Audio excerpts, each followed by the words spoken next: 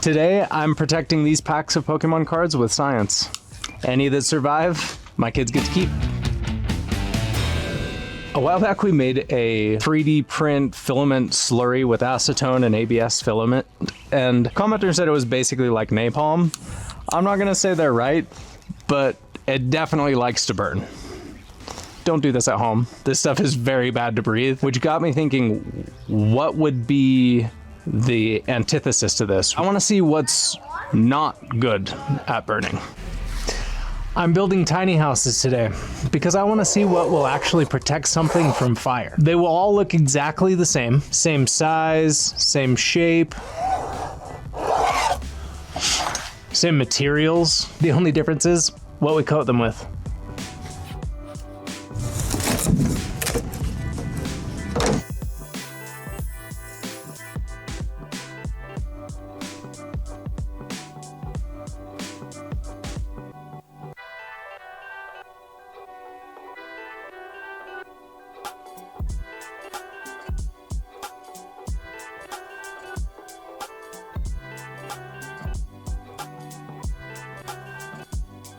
So I build these tiny houses. Well, this was my mock-up. Then I upgraded. Much better. I want to see what's good at not burning. I'm giving each one a different kind of protection, and then we're lighting them on fire. The winner is the one that saves the Pokemon pack. In order to have the same fire, same burn time, all that stuff, I 3D printed this, which is actually really cool. So this is gonna be our timer. Each house is identical. Same size, same burn time. The only difference is what's protecting the Pokemon inside. This one's our bare wood, our control. There's no protection on it, so let's see what happens with no protection at all. Given the fact that I have 3 kids, my track record with that is clearly not that great.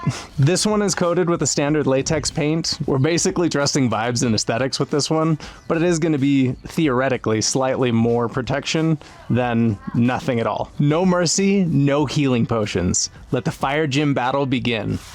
Blowtorch, I choose you.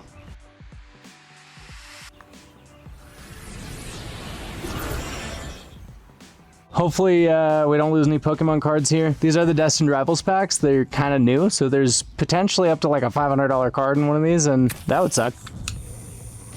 Gotta get that ignited. Get that ignited. Uh-oh. It's getting to that roof. I can start to see it catch on the bare wood. The paint's kind of repelling it a little bit. The paint did help a little bit. You can see that it kind of held that one together. Oh, the corner's melted though. Oh, the cards are gonna have the packaging melted directly to them.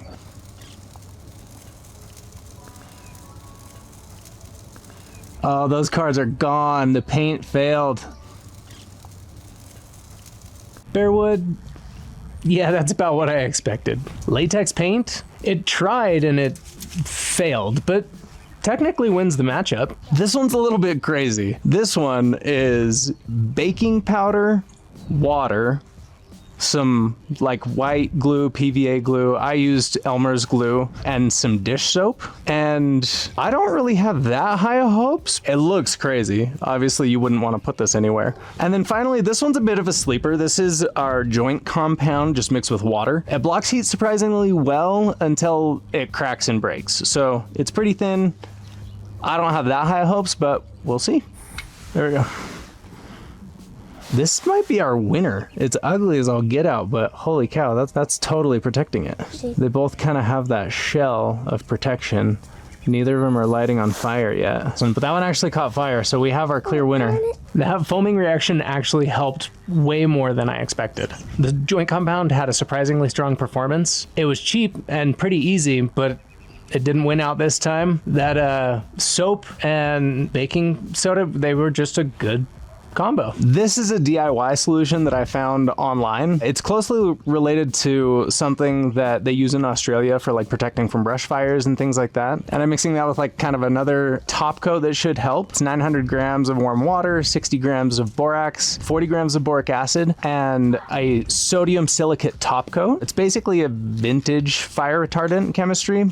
Mostly laundry detergent chemicals, so we'll see how this performs. Now, you can't really see anything on this one, but it does have a commercial fire retardant treatment on there. It's what the professionals trust, so this Pokemon pack is feeling pretty bougie right about now. Commercial solution versus the DIY solution. And then I'm gonna pit the winner up against this guy. And that's gonna be our solution for what is the most fire resistant thing you can make at your house. Well, if we beat the commercial. If the commercial wins, then you can't make it at your house. The sodium silicate top coat is foaming up. That's so interesting. It really is.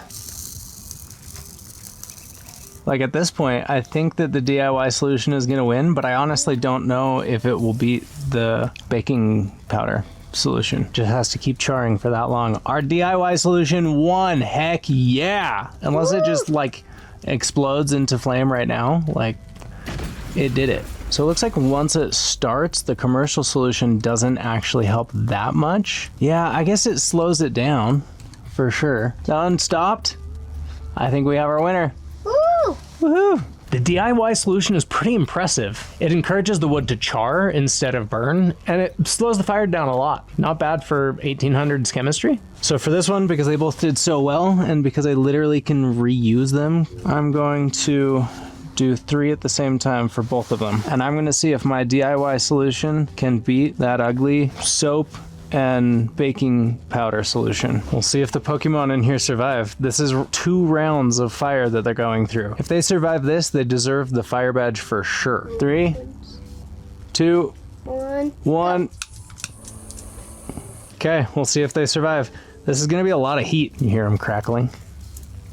Okay, we're getting that white effect from the sodium silicate. We're getting a lot of charring from the baking powder, but it doesn't look like anything's catching on fire yet.